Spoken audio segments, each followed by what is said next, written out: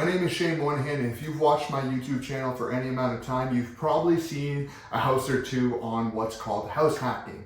And today I'm going to do a cost breakdown of buying a single family house for your first house compared to buying a duplex as your first house.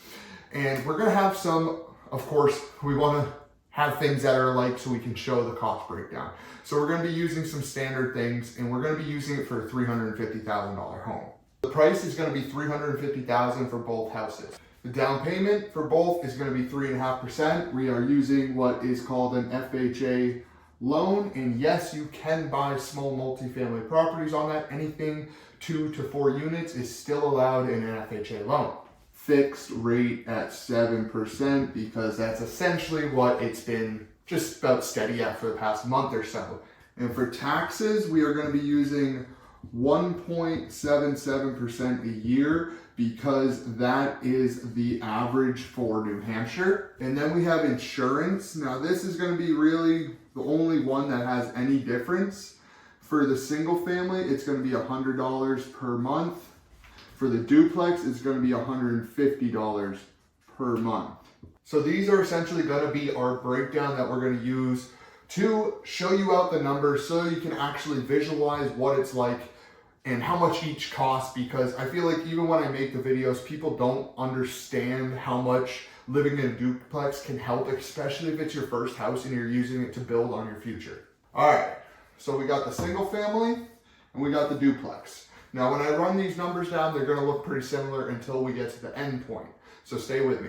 All right, so I just wrote it all out for the single family. The P&I stands for principal and interest, so that's your actual mortgage payment, $22.46. Then you got taxes, $516 a month, insurance, $100 a month. Your total is $28.62.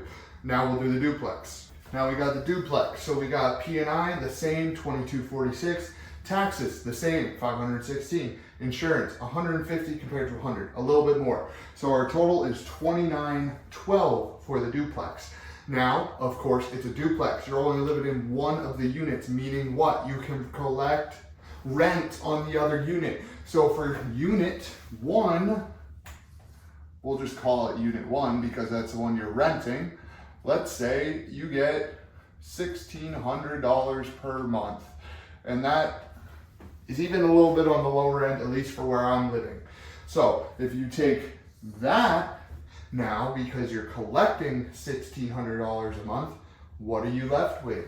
You are left with $1,312. So now you got the full comparison. Single family, this is all on you. You're the only one living there. Now, of course, I'm not saying you have to buy your first house as an investment property, but I'm just saying be smart with your first house because chances are you're going to live in there for 3 to 5 years. You sell it and you upgrade. That you can do with this, but you're paying almost $2,900 a month. Where if you bought the same price point for a duplex, not only is it the same situation essentially, because again, first house, you're probably living there 3 to 5 years, but instead of selling it, you don't have to because it's an investment property. And say you got unit 1, $1,600, unit 2, say it's the same type of unit, you get another $1,600. Now when you leave, you're actually going to be cash flowing because of it, and now you don't have to sell your duplex like you would a single family to move up. You actually get to keep this as an investment property, which will help you with writing off taxes, being able to make more money. But not only that, when you're living there for those 3 to 5 years, guess what? You're saving $1,600 a month. $1,600 a month because you bought a duplex, and now you're living for $1,312, which I'm gonna guess is below market rent wherever you're living, and you're owning a duplex. So again, I feel like this was kind of redundant to write out because essentially all this stuff's the same except for insurance. You're coming in with the same down payment. And how much is that down payment you're saying? 3.5%. That equals $12,250. That would be what you'd have to put for your down payment. Now you do have closing costs. Those are essentially 2 to 5% of your purchase price.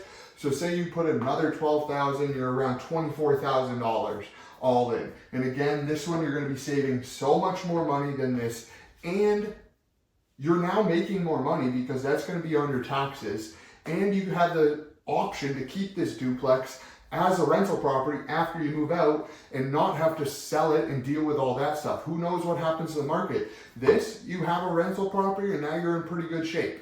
So of course, before I wrap up this video, I just want to go over a few pros and cons. Now, of course, a single family, it's all on you. You're the one paying all this, but you're the only one in the house. You get complete privacy. Maybe you don't have to, if you're picking a duplex, maybe you have to go down and narrow your search to a certain area so that you can actually find a duplex and it makes sense rental wise. Where a single family, you could have more options of where you want to live. But again, the duplex, the pros of it are you're saving $1,600 a month. You're also going to be having an investment property. It's a smart purchase, and it doesn't matter as much as what happens to the price of your house after you buy it, because if you're going to keep it, who really cares? As long as the rents are keeping up, you bought in a good area and it's going to rent easy, so be it. Now again, duplexes do have some cons. This con, the biggest one for a single family, is you have to pay everything. For a duplex, well, now you're officially a landlord, so you do want to touch up on how to be a landlord. Now, just because you own a duplex and you rent out one unit doesn't mean you're like this full-blown landlord. Because you're living in that property, not saying you should, but you have a lot more leeway and power over who you choose to live in that other unit. Because you hear a lot of things with like, you can't discriminate, all the fair housing laws, all that stuff when you're doing rentals.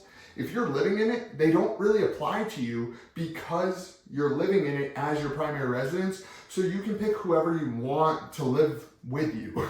It's your property, your house. It's not used as a rental, so it's looked at differently because you're living in it. So this is the breakdown I wanted to go through just to really draw out what the differences are. Of course, here we're paying a lot more money, right?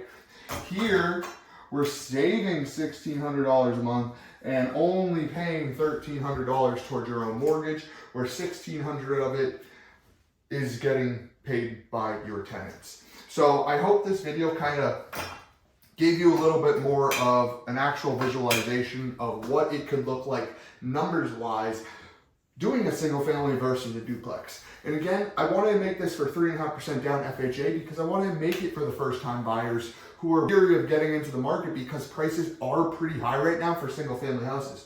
Not saying they're any cheaper for duplexes, but if you do the cost comparison where you're being able to collect rent on a duplex, you're going to come out way ahead.